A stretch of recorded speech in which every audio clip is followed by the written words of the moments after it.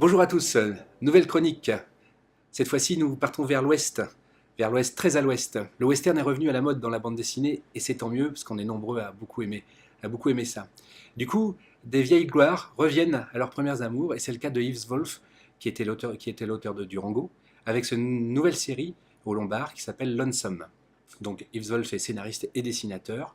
Donc on retrouve, on va dire, tout ce qu'on aime dans le western, le vengeur solitaire, le duel dans le Main Street, les décors enneigés. Voilà, ça c'est du bon western. Avec un petit plus quand même, puisqu'il y a un petit peu de magie chamanique dedans. Le héros arrive à deviner ce qui s'est passé en touchant les gens. Et on est dans un contexte historique aussi assez peu traité, à ma connaissance.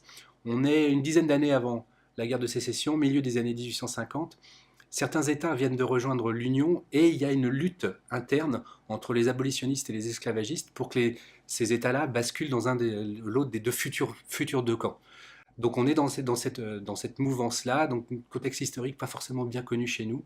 Donc là c'est aussi très intéressant. Pour conclure, un bon western, n'hésitez pas. Yippee! Bidi boom! Le 21 février sortira sur les écrans le film Spirou et Fantasio. À cette occasion, des auteurs du Puy ont fait un album, Spirou et Fantasio. Alors ce n'est pas l'album du film, et c'est tant mieux, c'est un album sur le film. Donc c'est quelque chose de très intelligent, c'est une sorte de mise en album.